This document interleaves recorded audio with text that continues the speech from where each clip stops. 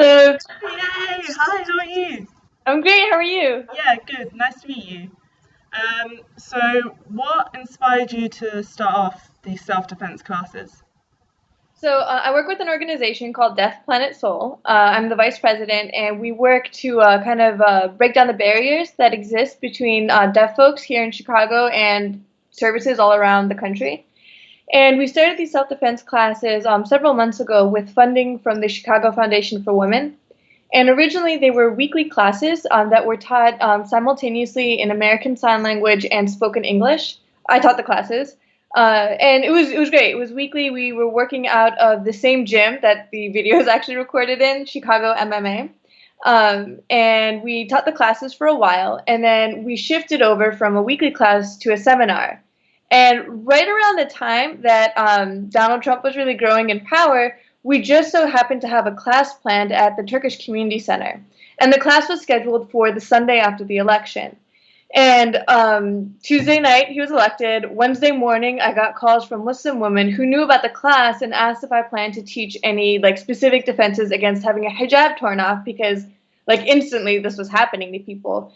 I thought it was super interesting, and I do teach the class. I train in martial arts, but I'm not like a well-known fighter. I'm not super skilled or anything. So I started texting all of my fighter friends, asking if there's something that exists, and there was nothing. So eventually, I got a hold of Misho Seko of Chicago MMA, and he invited me to his gym on that Saturday following the election. And together, we kind of developed these moves. We practiced them a bunch of times. We recorded the videos initially just so that I would have something to refer back to.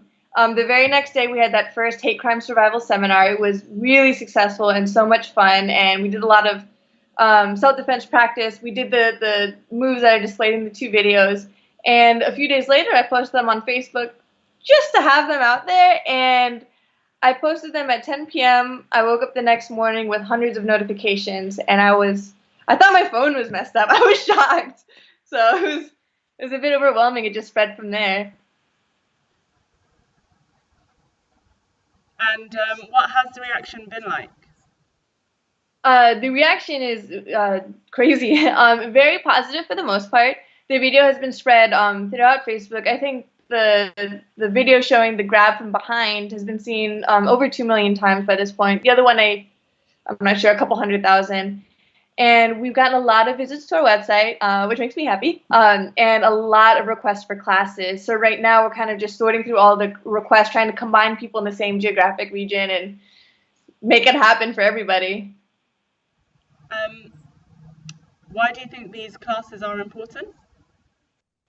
Well, we have such a huge hate crime spike even before Donald Trump was president. I'm not 100% sure of the statistics. I heard the number 89% floating around, an 89% increase in hate crimes here in the US.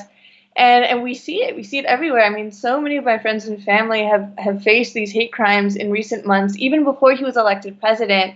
And when he was elected, I mean, there are people having their scarves, ripped off, being yelled at, insulted on the street. One part of the hate crime seminar was actually just how to respond to verbal assault. Like we're going to sit here in this seminar, prepare ourselves now, think about everything they might say to us, and prepare our response because that's also pretty common. And so many women in these stories that I'm reading online are just they're having their scarves pulled off and they cry and walk away, and that kills me. It's I understand it, but that can't be our community response to this. So. A lot of women, Muslim women, as you said, are quite scared right now. So what would your message to them be? Don't be scared. You have an army of allies. You got Muslim men, women, non-Muslims. You got, the one good thing about Donald Trump is that he has alienated so many groups that these groups have come together. You've seen the rallies and the protests. Like, this is a huge community of people. Don't be scared. Prepare yourself. Take a class anywhere you can. If you feel more comfortable with mace, do what makes you feel comfortable. Reach out to your friends and family. You're not alone, so don't feel alone. Cool. I just want to ask, in terms of your own personal experience, what was it that made you feel like you wanted to learn self-defense and teach self-defense as well? Oh, sure. So I started I want to say about 4 years ago at a gym called EKF in the Edgewater neighborhood of Chicago. It's a fantastic gym. I've always been interested in self-defense just because I'm a Muslim woman. I'm pretty small. I'm Iraqi American, and I know that I am a target in many ways.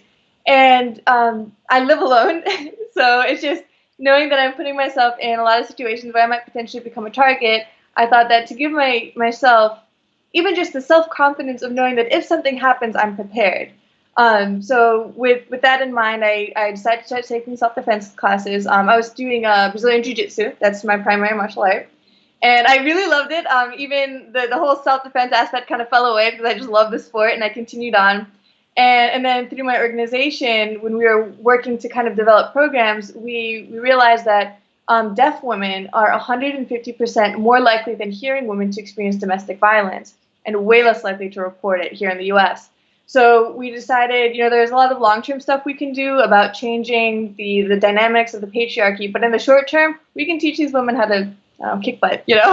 So through my organization, we were able to put these classes together and make them as accessible as possible. And we've had a lot of interest in it. It's a lot of fun. Can you just quickly talk us through why you decided to call it a hate crime survival seminar? Okay. I really like the whole alliteration with the S's. So part of it was just that it just sounded cool. And as we adjusted that first class that happened on Sunday, and we changed it from being just about self-defense, what we did was we had 1 hour that was just self-defense techniques, working out, and then drilling it really, really hard so that it became muscle memory. And we tested them by just grabbing them somewhere, and they had to react.